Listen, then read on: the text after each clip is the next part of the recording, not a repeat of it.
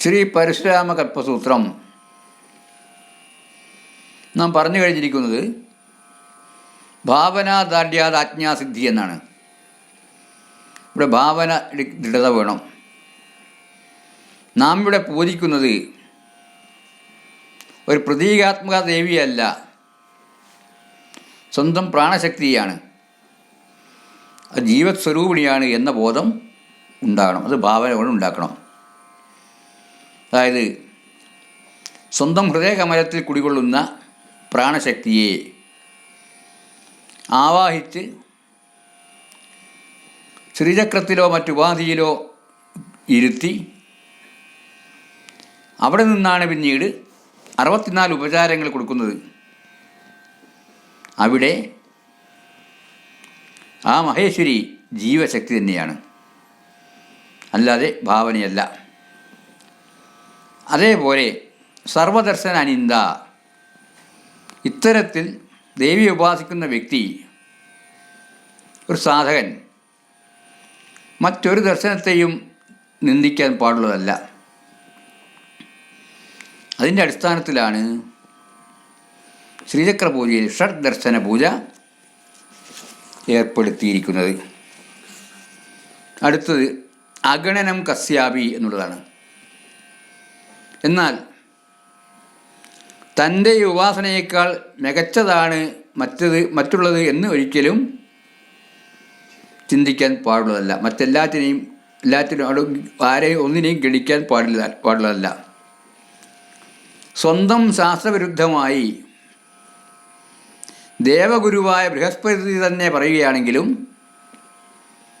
അത് സ്വീകരിക്കേണ്ടതായ ആവശ്യമില്ല എന്നാണ്. അടുത്ത സൂത്രം സച്ചിഷ്യേ രഹസ്യകഥനം. നല്ല ശിഷ്യന് മാത്രമേ രഹസ്യമായ കാര്യങ്ങളൊക്കെ പറഞ്ഞു കൊടുക്കാൻ പറ്റൂ, എല്ലാവർക്കും പാടുള്ളതല്ല. അപ്പോൾ തന്നോട് വിശ്വസ്തത പുലർത്തുന്ന ശിഷ്യനോട് മാത്രമേ ഇത്തരം കാര്യങ്ങളൊക്കെ തന്നെ പറഞ്ഞു കൊടുക്കാൻ പാടുള്ളൂ. തന്ത്രശാസ്ത്രം എന്ന് പറഞ്ഞാൽ രഹസ്യങ്ങളുടെ കലവറയാണ്. ആ രഹസ്യങ്ങളെ അനാവരണം ചെയ്യണമെങ്കിൽ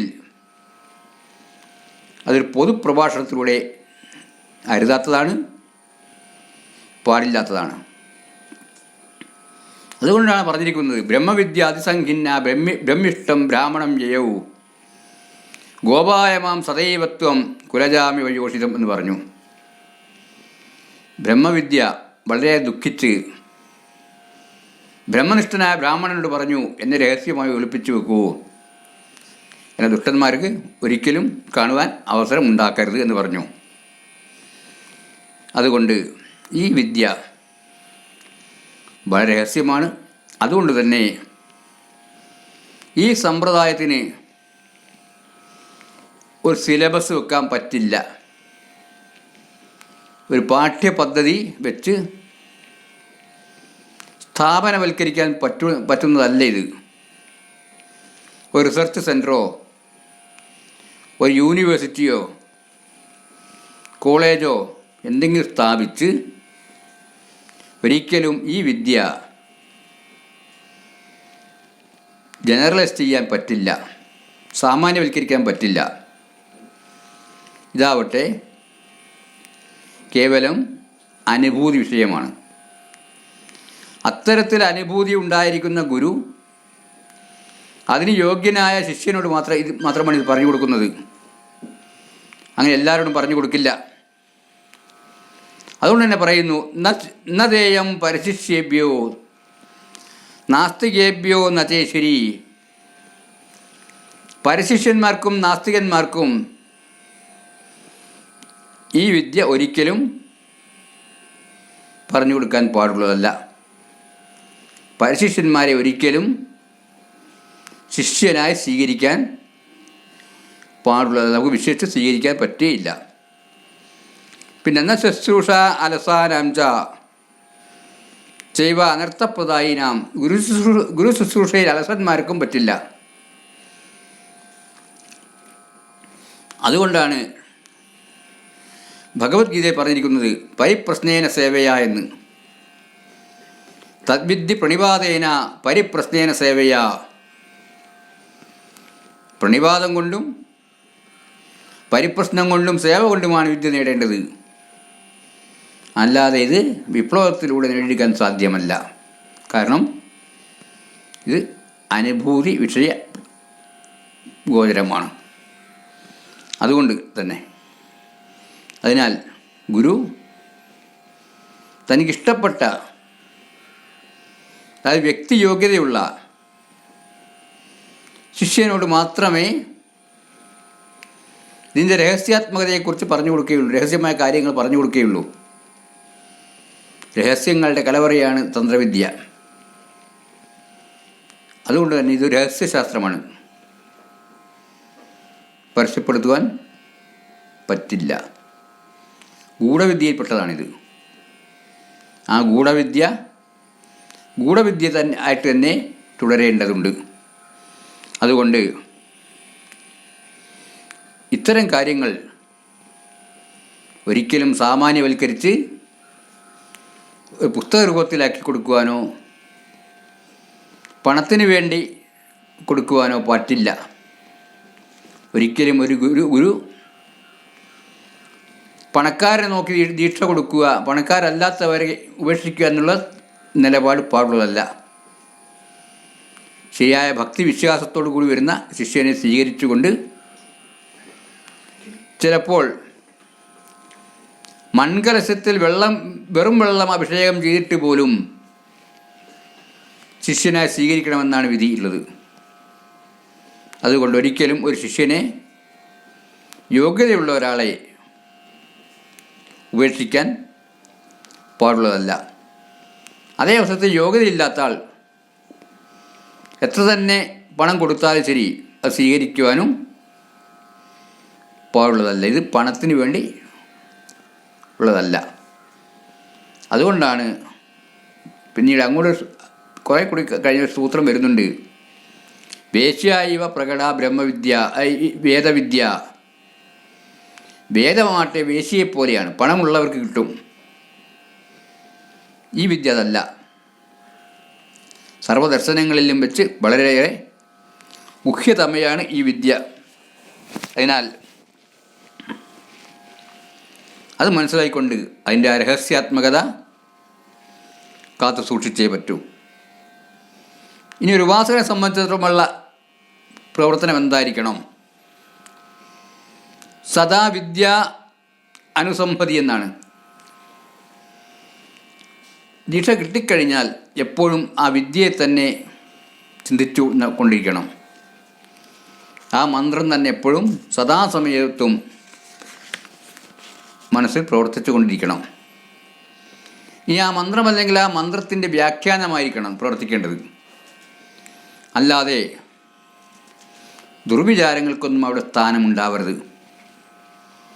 എന്തെങ്കിലും ക്ഷണികമായിരിക്കുന്ന ലാഭത്തിനു വേണ്ടി ആ ചിന്ത, ആ മന്ത്രത്തെക്കുറിച്ചുള്ള ആ ചിന്ത, മന്ത്രവ്യാഖ്യാനം മാറ്റിവെക്കാൻ പാടുള്ളതല്ല. ഹസ്തസ്ഥം പായസം തെക്വാ ലിഹേത് കർപ്പൂരമാത്മന എന്നാണ് പറഞ്ഞിരിക്കുന്നത്. കയ്യിൽ പായസം കൊടുത്തിട്ട് അത് സ്വീകരിക്കാതെ കർപ്പൂരം നക്കുന്നവരാണ് അവർ. അപ്പോൾ താൽക്കാലിക ലാഭത്തിന് വേണ്ടി ഗുരുവിനെ നിന്ദിക്കുക, ഈ വിദ്യയെ നിന്ദിക്കുക തുടങ്ങിയ കാര്യങ്ങൾ ഒരിക്കൽ നല്ല ശിഷ്യൻ ചെയ്യേണ്ടതല്ല. പിന്നെ സതതം ശിവതാ സമാവേശ,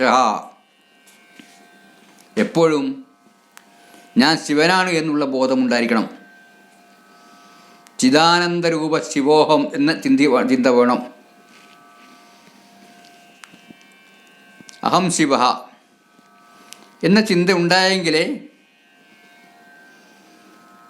നമുക്ക് ഈ ശരീരത്തോടുള്ള അഭിമാനം കുറയുകയും ഞാൻ ആത്മാവാണ് എന്നുള്ള ബോധം ആ തലത്തിലേക്ക് എത്തിച്ചേർന്ന്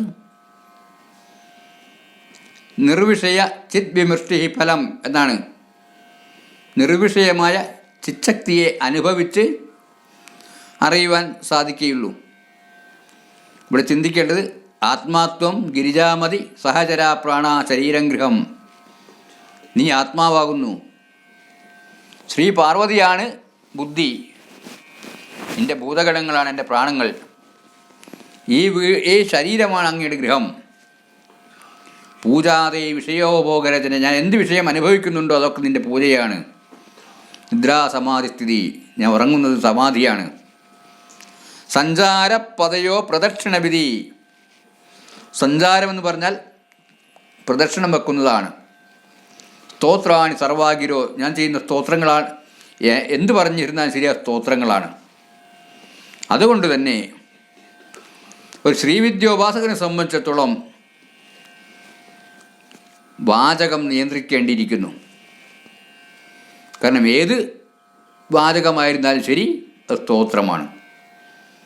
അപ്പോൾ നല്ല സഭ്യേതരമായിരിക്കുന്ന യാതൊരുവിധ പദങ്ങളും വായിൽ നിന്ന് നിർഗളിക്കാൻ പാടുള്ളതല്ല.